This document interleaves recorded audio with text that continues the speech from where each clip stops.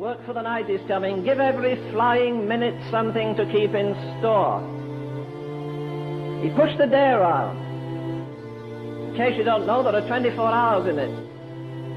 They're divided into 3/8 normally. You work 8, you sleep 8. What do you do with the other 8? On the same basis, you live 60 years, you work 20, you sleep 20, and what do you do with the other 20?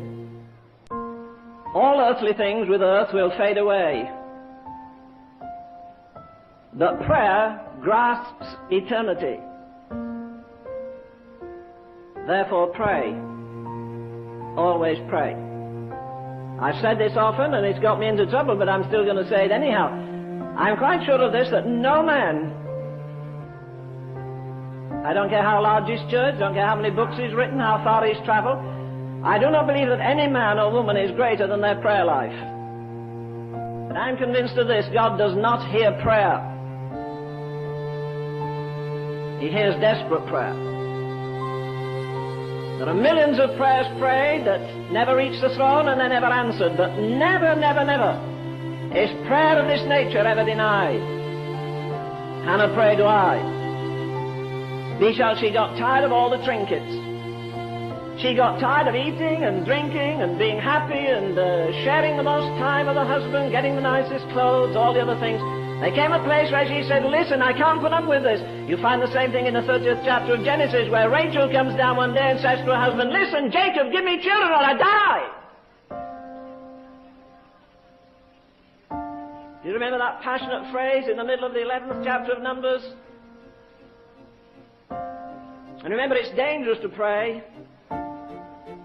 In that chapter, the people began to reproach God and say, well, we've had nothing like we had in Egypt. We don't get meals like that. We don't get onions like we used to get, meat like we used to get, nothing like that. And God says, all right, you've asked for it. Well, you're going to get it. He says, not for 2 days, not for 10 days, not for 2 weeks, a whole month. And we say sometimes, you know, we had it till it was running out of our ears. Do you know, God says, I'll give you it till it runs out of your nostrils.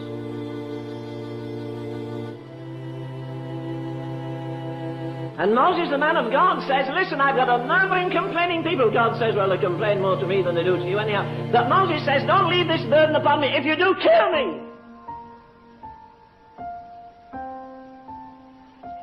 That's pretty desperate praying, isn't it? Because if you're going to be a preacher or a missionary, if you're not known in hell, well, I don't think you're worth much anyhow. Some demons one day pounced on a preacher. Matter of fact, they beat a few preachers up. And you remember finally one of them turned round and said, listen, Jesus we know and Paul we know. I think that's the greatest thing I envy about the Apostle Paul. Not that he raised the dead. Not that he cast demons out. Everybody's casting. You go to some meetings, you have a headache, you got a demon. If you sneeze, you've got about 50. You know, the devil doesn't care a hill of beans how long we chase demons, as long as we don't hit the devil. To me, that's praying, not how long you pray. So sometimes we kind of think all we have to do is send a 5-word telegram to heaven and all eternity will operate for us. Forget it, that's not true.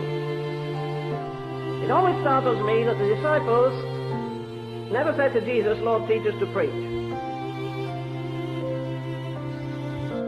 They heard the greatest sermon ever preached by the greatest man that ever lived, the Sermon on the Mount, and yet not one of them ever said, Lord, teach me to preach. They never said, Lord, teach us to do miracles. They did say, Lord, teach us to pray.